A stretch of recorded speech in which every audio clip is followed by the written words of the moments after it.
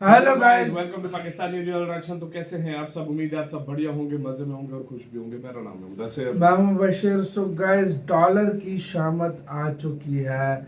BRICS और Bharat currency नई लेकर आ currency गए लेकर आ हैं गई है। और इस बार की ब्रिक्स समिट ऐतिहासिक रही है। इतने बड़े लेवल पे समिट हुई है और ब्रिक्स की करेंसी भी निकाल दी गई है।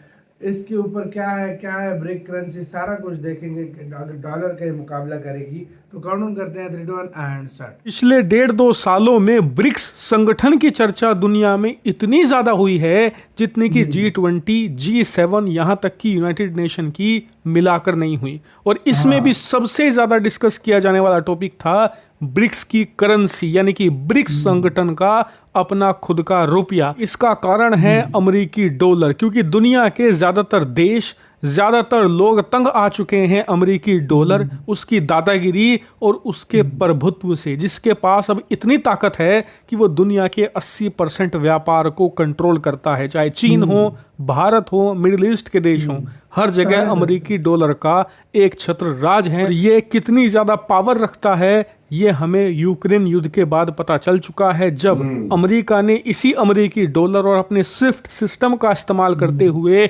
सिर्फ 1.5 महीने के अंदर ही रूसी अर्थव्यवस्था को तोड़ डाला था। उसके बाद रूस ने अलग अलग तिकड़म लगाए, तब जाकर अपनी अर्थव्यवस्था को किसी तरीके से खड़ा किया और अब भी रूस की अर्थव्यवस्था बुरी तरीके से लड़खड़ाई हुई है। ये है अमेरिकी डॉलर की पावर, और इसे काउंटर किया जा सकता है सिर्फ एक ही तरीके से, या तो दुनिया के देश लोकल करेंसी में, यानी कि खुद की करेंसी में व्यापार करें, जैसे कि भारतीय रुपया, चीन का येन, जापान का युआन, या फिर वो बनाए ब्रिक्स करेंसी, यानी कि ब्रिक्स के जितने भी संगठन वाले देश हैं सब मिलकर एक करेंसी का यहाँ पर निर्माण करें, जिससे कि आपस में व्यापार होगा और अमेरिकी डॉलर का प्रभुत्व जो 80% व्यापार पर है वो किसी तरीके से 30-40 पर लाकर खड़ा किया जाए। इस बार के जो ब्रिक्स समिट हुए हैं इसमें सबसे ज्यादा चर्चा इस बात की थी, चाहे भारत हो या फिर अमेरिका, चाहे चीन हो या फिर दुनिया का कोई भी कोना, कि क्या इस बार के जो समिट हैं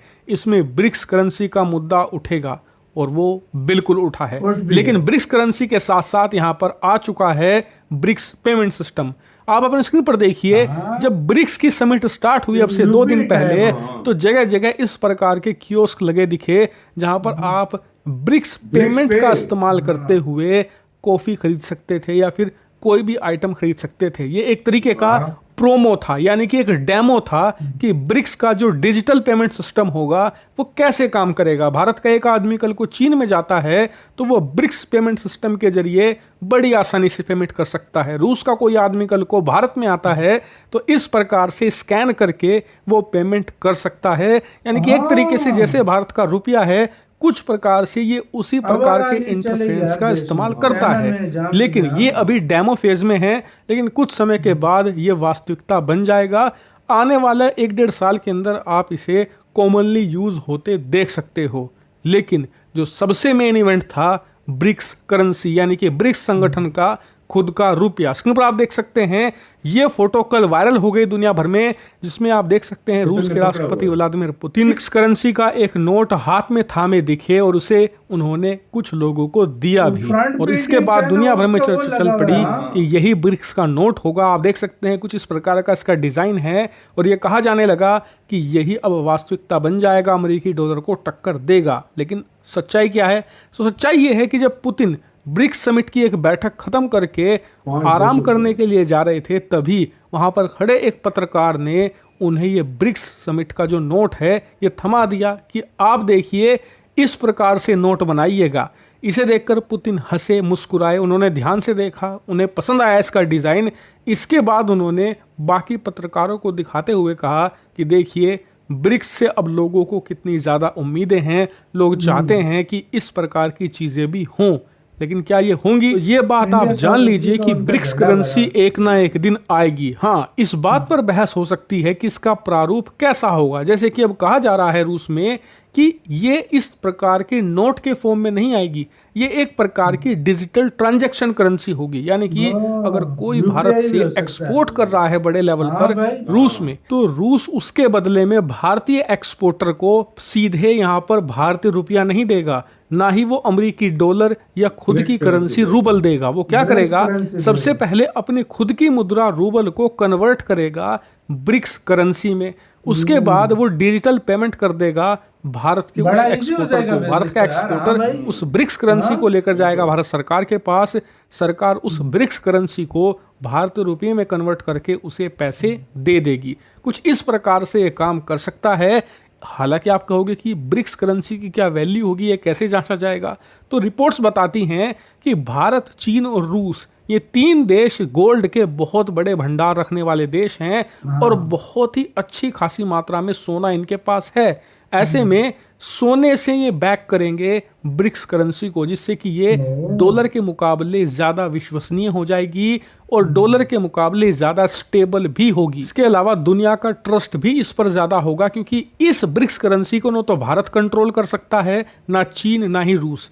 ये कंट्रोल किया जाएगा गोल्ड के द्वारा। जो गोल्ड के प्राइस होंगे लगभग वही प्राइस ब्रिक्स करेंसी के होंगे। इसके मुकाबले जो डॉलर है वो किसी चीज़ से बैक नहीं है, वो सिर्फ और सिर्फ अमेरिकी सरकार की इच्छा पर बैक करता है। सरकार जब चाहे उसके रेट गिरा सकती है या बढ़ा सकती है, इसीलिए इसकी विश्वसनीयता ज़्यादा होगी। लेकिन इसका क्या प्रारूप होगा और क्या इसका फंक्शन होगा, ये हमें आने वाले 3 से लेकर 4 ब्रिक्स समिट में अंदाज़ा हो जाएगा। लेकिन इसका आना लगभग तय आप मानकर चलिए, देर या सवेर।